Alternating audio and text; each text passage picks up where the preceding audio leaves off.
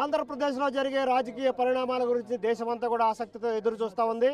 అదేవిధంగా అనంతపురం జిల్లా రాప్తాడులో జరిగేటటువంటి రాజకీయ పరిణామాల గురించి కూడా ఉభయ తెలుగు రాష్ట్రాల ప్రజలు కూడా ఎదురు చూస్తూ ఉన్నారు. దీనికి ప్రధాన కారణం పరిటాల వారసుడు పరిటాల శ్రీరామ్ ఈసారి ప్రత్యక్ష ఎన్నికల్లో ఎమ్మెల్యేగా తెలుగుదేశం పార్టీ నుంచి పోటీ చేయడమే దీనికి ప్రధాన కారణం.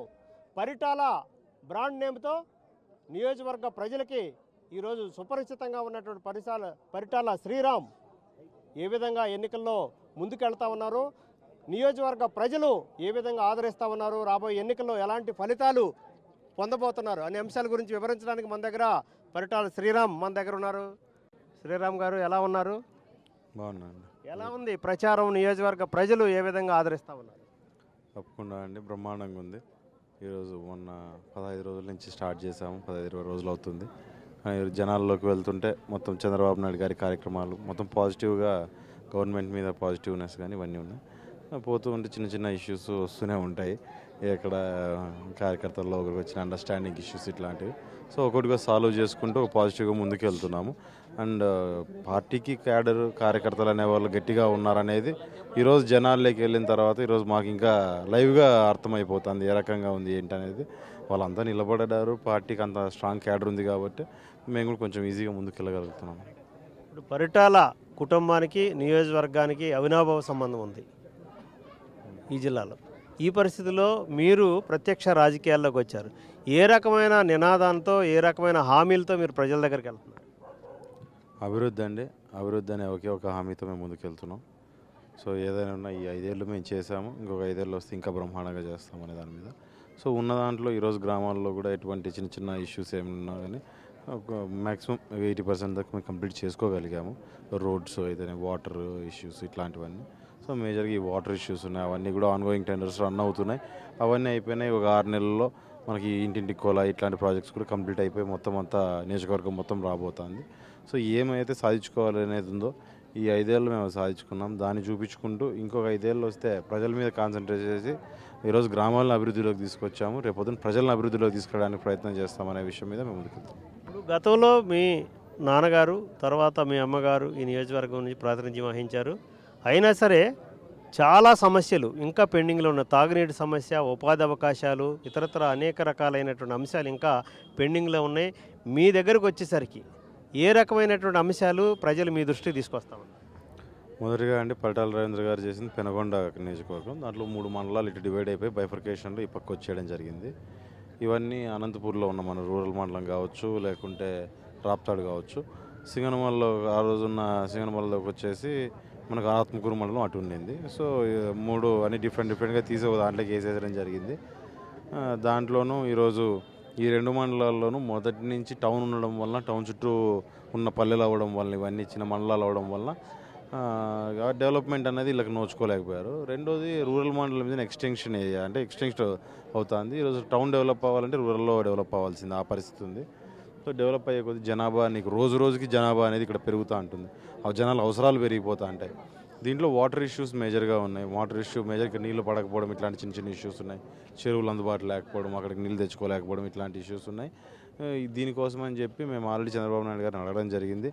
ఆయన దగ్గర 200 కోట్లతో ఈరోజు మొత్తం నియోజకవర్గ వ్యాప్తంగా అన్ని 6 మండలాల్లోనూ, ఒకటి గొల్లపల్లి రిజర్వాయర్ నుంచిను, ఇంకో పక్క పిఏబిఆర్ రిజర్వాయర్ నుంచి మనకు డ్యామ్ నుంచి మొత్తం అంతా పైప్ లైన్తో పాటు ఇంటింటికి కుళాయి చుట్టూగా ప్రాజెక్ట్ వచ్చింది. టెండర్ అయిపోయింది.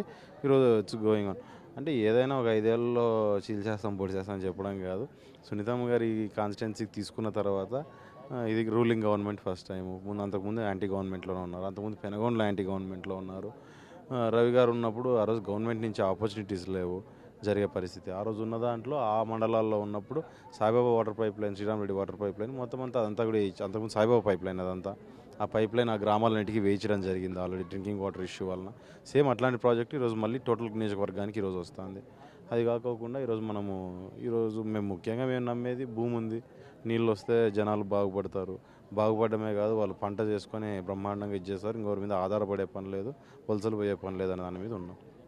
సో ఆటోమేటిక్గా ఈరోజు పేరూరు డ్యామ్ ప్రాజెక్ట్ తెచ్చుకున్నాము. 40-45 చెరువులు నీళ్ళు నింపుకున్నాము. దగ్గర 20 చెక్ డ్యాములకు నీళ్ళు నింపుకున్నాం. అవన్నీ కొంతవరకు అది కంటిన్యూ అయినా చాలు. ఇక్కడ నిరుద్యోగ సమస్య ఆల్మోస్ట్ దగ్గర ఇదవుతుంది. అదే కియా ఫ్యాక్టరీ కూడా మనకు రావడం జరిగింది. కియా ఫ్యాక్టరీ దగ్గరలో ఉంది కాబట్టి ఆటోమేటిక్గా చెన్నై, కొత్తపల్లి, రామగిరి మండలాల్లో డెవలప్మెంట్ అనేది ఈ యాక్సిజన్ యూనిట్స్ అనేది ఎక్స్ట్రా పక్కన వచ్చే దగ్గర 100 యూనిట్లు దగ్గర కంపెనీస్ రావడం జరుగుతుంది. అవన్నీ కూడా ఇటు అటు కంప్లీట్గా వచ్చి ఇంకా కొంచెం డెవలప్ అవుతుంది. ఈ రోజు మేము ఎంప్లాయ్మెంట్ డెవలప్ చేసుకోవడం అంటే చాలా కష్టంగా ఉంటుంది. గవర్నమెంట్ హెల్ప్తోనే మనం చేసుకోవాలి. ఈరోజు ఆపర్చునిటీ వచ్చింది మా ప్రాంతానికి. కానీ గడిచిన 5 ఏళ్ల కాలంలో మీ అమ్మగారు మంత్రిగా ఉన్నారు. మంత్రిగా ఉన్న టైంలో అనేక రకాలైన అభివృద్ధి సంక్షేమ కార్యక్రమాలు మీరు చేపట్టానంటున్నారు.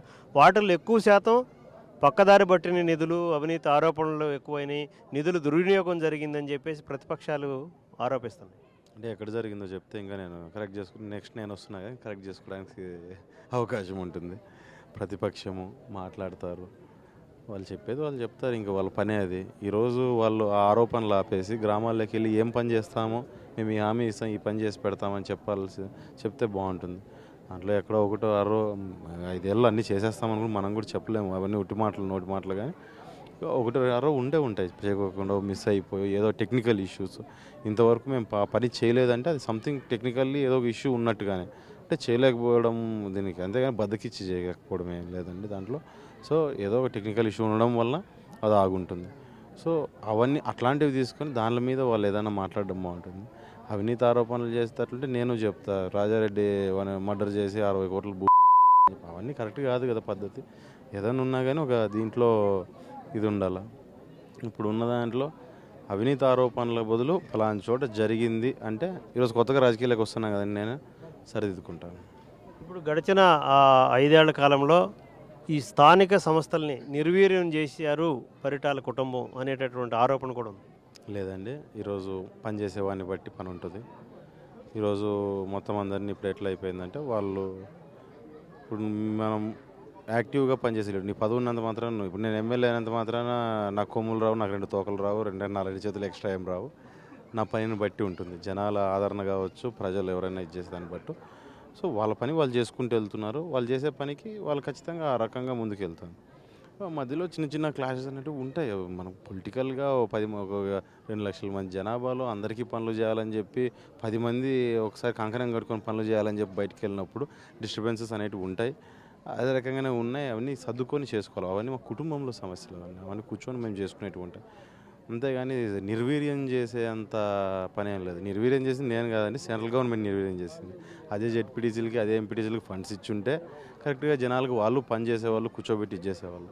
ఏదో సర్పంచులకు మాత్రమే ఇచ్చి ఇది చేసుకోవడం, ఆ నిర్వీర్యం అనే మాట నాకన్నా ఇది ప్రతి నియోజకవర్గంలోనూ ప్రతి దగ్గర ఉంది. సెంట్రల్ గవర్నమెంట్ అనాలి మనం దానికి. ఇప్పుడు టీడీపీలో ఉన్నటువంటి క్యాడరు దశల వారీగా బయటికి వెళ్తున్నారు. ఇటు పరిటాల శ్రీరామ్ నాయకత్వాన్ని వ్యతిరేకించే వాళ్ళు, సునీత గారి నాయకత్వాన్ని వ్యతిరేకించి ప్రతిపక్షంలోకి, అధికార పక్షం నుంచి ప్రతిపక్షంలోకి వెళ్ళే వాళ్ళ సంఖ్య పెరిగింది అనేటటువంటి అభిప్రాయం ఉంది. మీరు దాన్ని ఆమోదిస్తారా? 6 నెలలు అయింది నేను పార్టీలోకి జాయిన్ చేసుకోవడం ఆపేసి. సో సరే అవుతుందేమో అనుకుంటున్నాను. వచ్చిన వాళ్ళు పోయేవాళ్ళు అంటూ ఎవరు ఏం లేరు. ఈరోజు అందరూ ఎవరికి వాళ్ళు వెళ్ళినా వెనకాలకి వస్తారు. అర్ధరాత్రి పూటలు లేపి కండువాలు వేసేసి పార్టీలోకి వచ్చారని చెప్పి మసిపూసి మారేడుకాయ చేయడం అనేది ఎలక్షన్ టైంలో ఒక ఎలక్షన్ స్టంట్గా వాళ్ళు వాడుతున్నారు. అని మేము ఒకటే ఉన్నాం, ఎవరు ఎంతమంది వేస్తున్నా ఆ నైట్ అక్కడ వేస్తే పొద్దున వచ్చి ఇక్కడ వేసుకుంటున్నారు. మళ్ళీ ఈ రకమైన సమస్యలు జరుగుతున్నాయి. అది బేసిక్గా వాళ్ళకి టైం వేస్ట్, మాకి టైం వేస్ట్. అట్లాంటివి ఆపేయాలా. రెండోది మేము కొత్తగా తీసుకోవాలండి. ఇప్పుడు కార్యకర్తల్ని మేము ఏదైనా ఉన్నా స్ట్రాంగ్ చేసుకోవాలనుకుంటున్నాము. ఈరోజు ఉన్న దాంట్లో అందరికీ పని చేసి పెట్టాము. మేము వాళ్ళకి పని చేసాం, మా వాళ్ళకి అందరికీ పని చేసి పెట్టాము. దాంట్లో అదేదో వాళ్ళని వీళ్ళని తెచ్చుకునే బదులు ఉండే వాళ్ళకి మంచిగా పని చేసుకుంటే చాలరా అనే దీంట్లో ఉన్నాం మేము. సో ఆ పద్ధతిలో మేము ముందుకు వెళ్తున్నాం. బయటికి వెళ్ళే వాళ్ళు ఉన్నారా అంటే మళ్ళీ లోపలికి వచ్చే వాళ్ళని మనం చూడాలి. 6 నెలలు అయింది లోపలికి రావడం ఆపేసి, మేము తీసుకోవడం ఆపేసి వాళ్ళందరినీ చూడాలి. సో ఇట్లాంటివన్నీ number of technical issues from previous దీని నుంచి కూడా తీసుకోవాల్సిన అవసరం ఉంటుంది. ఈ ప్రస్తుతం జరిగే ఎన్నికల్లో నియోజకవర్గ ప్రజలు పరిటాల వారసత్వాన్ని ఆమోదిస్తారా, తెలుగుదేశం పార్టీ నాయకత్వాన్ని ఆమోదిస్తారా? బోత్ అండి. ప్రజల వారసత్వాన్ని అంటే I should be prove. First నేను ప్రూవ్ చేసుకోవాలి నన్ను నేను. ఈరోజు అదొక ఆశ అనేది ఉండొచ్చు, వస్తే ఈ పిల్లోడు ఏమైనా పని చేసి పెడతాడనే దాని మీద. రెండోది ఖచ్చితంగా గవర్నమెంట్ చంద్రబాబు నాయుడు గారి నాయకత్వాన్ని గవర్నమెంట్ తెలుగుదేశం పార్టీ దాన్ని ఆమోదిస్తారు. ఎందుకు ఆమోదించారంటే ఇంతవరకు అది ఒక ప్రజా సంక్షేమ పథకాలతోనూ ప్రజల సంక్షేమమే ధ్యేయంగా ఈరోజు ముందుకెళ్తుంది కాబట్టి ఖచ్చితంగా పార్టీని చూస్తారు, ఎక్కువగా చూస్తారు. బోత్ కౌన్సిల్ కదా.